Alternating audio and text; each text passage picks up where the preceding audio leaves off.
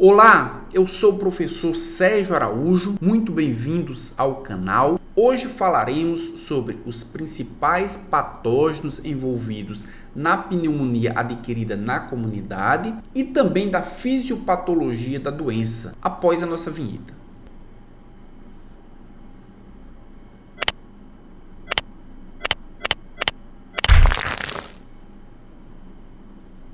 Então vamos iniciar a aula com essa pergunta: quais os principais patógenos causadores de pneumonia? Nós vimos na aula passada que a pneumonia ela pode ser classificada de acordo com a etiologia. Então, de acordo com a etiologia, nós podemos ter pneumonias virais, que são mais comuns em crianças, pneumonias bacterianas, que são mais comuns em adultos, e outras pneumonias, como aquelas causadas por fungos, por parasitas, que são mais comuns em pacientes imunocomprometidos. Dentre as pneumonias virais, nós temos a mais comum, aquela associada ao vírus sincicial respiratório, o VSR, mas também a pneumonia pode ser causada por vírus para influenza 1, 2, 3, metapneumovírus, o influenza A ou B, o adenovírus, o rinovírus, enterovírus, o coronavírus, o bocavírus, vírus do sarampo, HIV, vírus do herpes, vírus do varicela, citomegalovírus,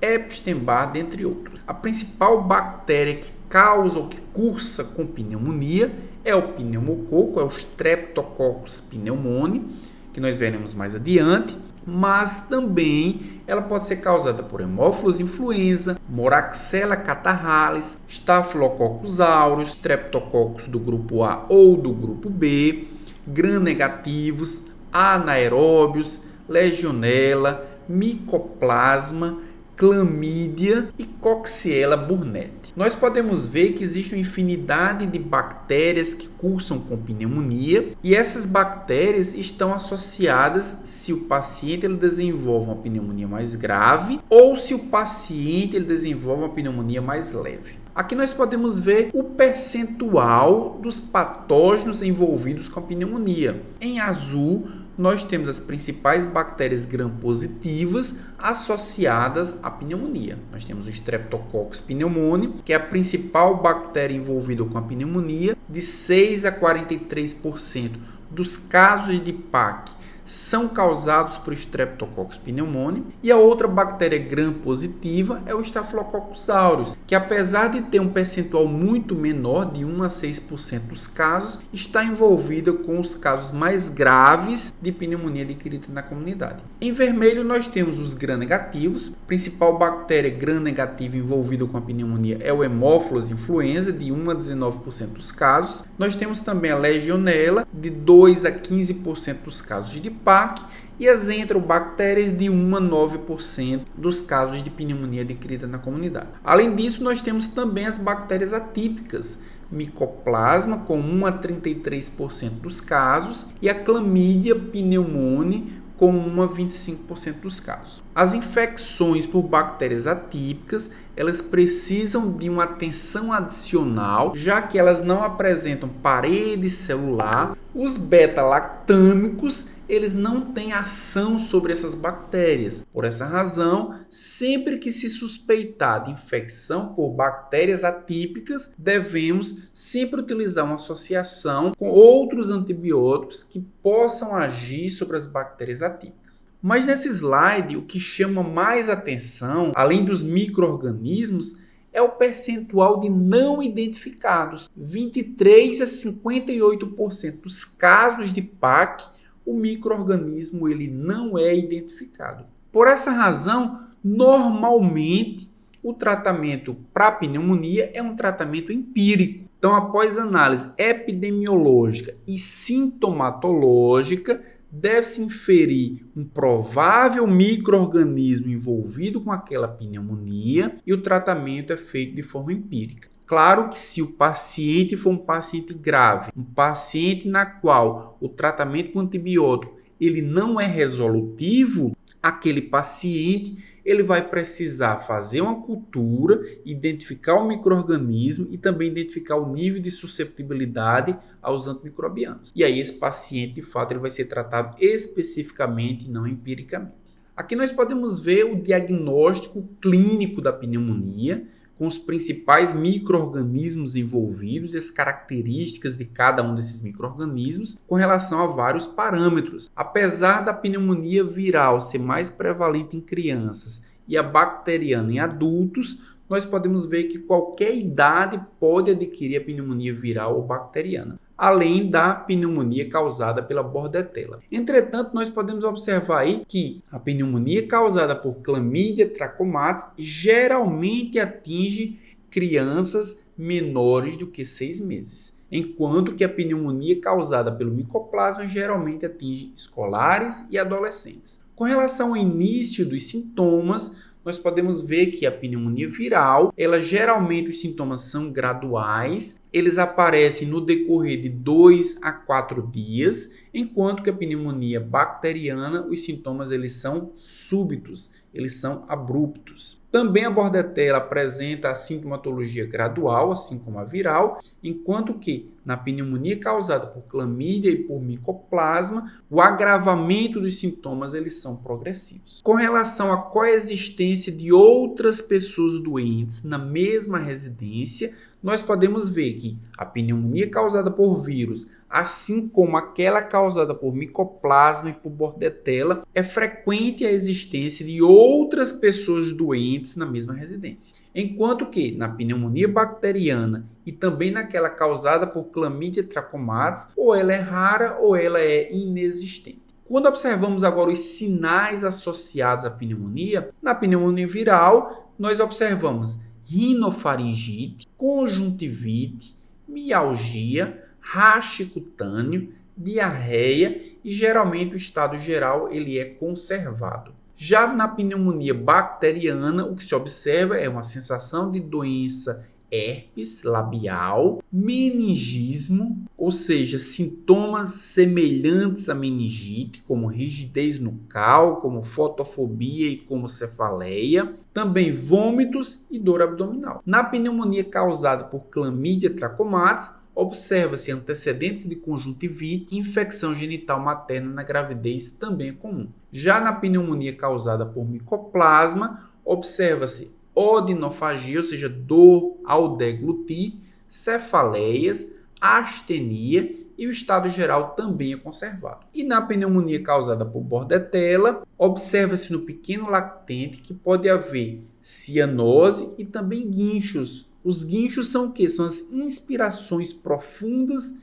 e prolongadas. Com relação ao sintoma da tosse, na pneumonia viral, a tosse ela é seca e irritativa. Na pneumonia bacteriana, a tosse ela é produtiva, com expectoração purulenta. Na pneumonia causada por clamídia e também na pneumonia causada por bordetela, a tosse ela é acessual, ou seja, o paciente ele tem um acesso de tosse e o agravamento é progressivo. E na pneumonia causada por micoplasma, a tosse ela é seca, irritativa no início, mas depois ela passa a ser produtiva. Com relação à temperatura, nós podemos ver que na pneumonia viral a temperatura normalmente é inferior a 39 graus Celsius, enquanto que na pneumonia bacteriana a temperatura ela é mais alta, é superior a 39 graus Celsius. Nós podemos observar também que na pneumonia causada por micoplasma a febre é inferior a 38 graus Celsius e meio, e normalmente a pneumonia causada por clamídia ou por bordetela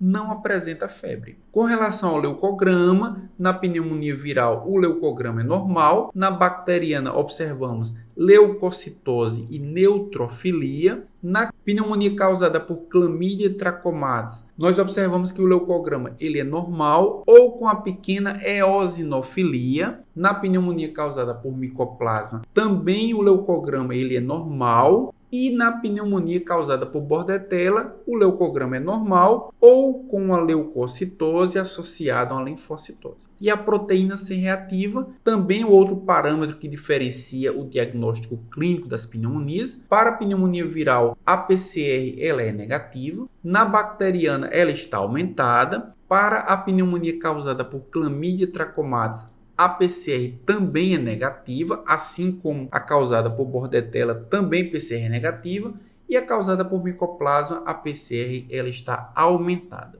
Então, o diagnóstico ele é baseado em critérios clínicos, como os que nós vimos. Nós temos principalmente critérios mais gerais, como o paciente geralmente tem taquipneia e taquicardia. Foi o que nós observamos no caso clínico que iniciamos no início dessa videoaula. A paciente apresentava uma pequena taquicardia, apresentava 90 batimentos por minuto e também apresentava uma pequena taquipneia com 24 incursões por minuto. Além da taquipneia e além da taquicardia, o paciente geralmente na ausculta pulmonar apresenta crepitações. E o que são essas crepitações? São ruídos do tipo estalos que parecem ser produzidos por bolhas de água. Então o pulmão ele está com muita secreção, essas bolhas apresentam esse ruído característico, como esse que nós podemos ouvir.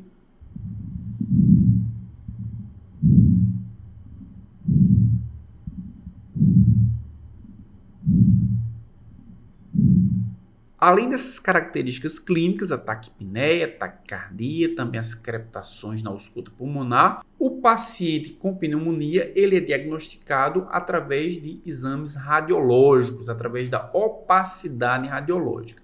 Nessa imagem acima, nós podemos ver do lado direito um pulmão normal, uma imagem transparente, cheia de ar. Do nosso lado esquerdo, nós podemos ver um pulmão infectado com a imagem opaca. Então, essa imagem opaca é em virtude do pulmão estar cheio de secreção. E qual é a fisiopatologia da pneumonia? Então, o paciente ele vai inalar gotículas respiratórias, o paciente ele vai aspirar um conteúdo da orofaringe, então tanto as gotículas respiratórias como o conteúdo da orofaringe vão estar carregados com bactérias, como por exemplo o Streptococcus pneumoniae, que nós podemos ver nessa imagem. Então esse Streptococcus pneumoniae ele vai chegar até o espaço alveolar. Ao chegar no espaço alveolar, ele vai precisar competir com a flora alveolar normal. Então no pulmão existem bactérias da microflora normal.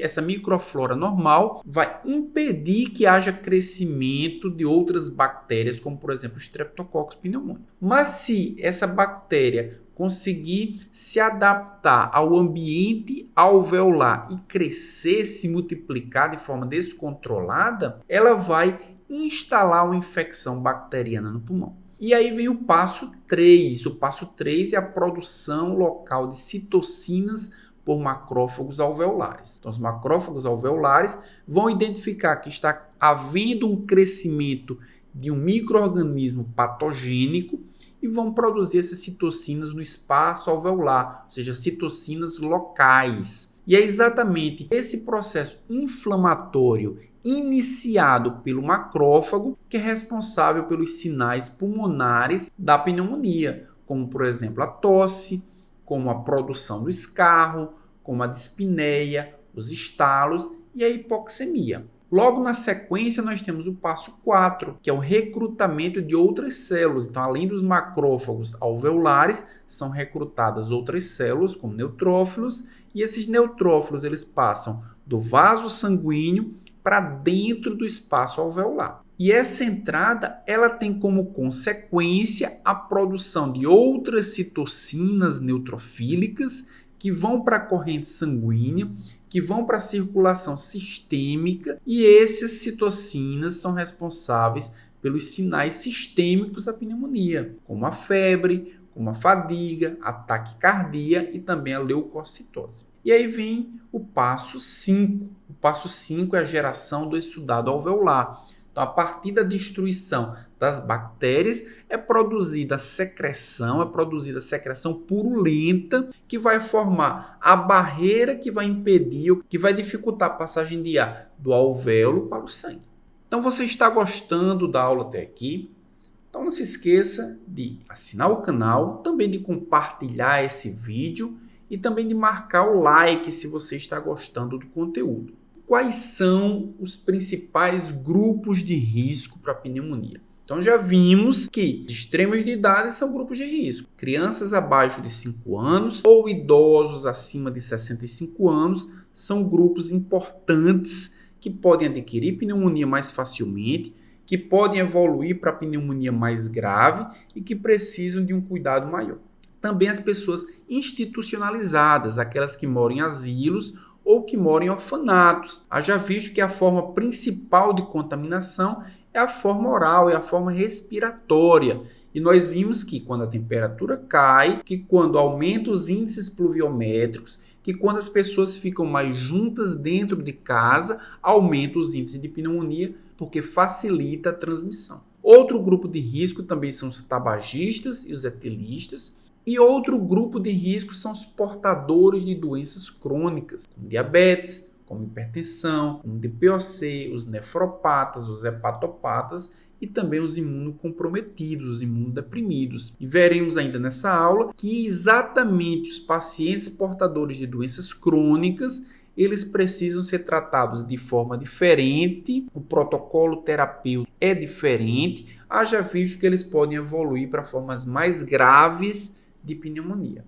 Aqui na tela nós podemos ver algumas das minhas redes sociais.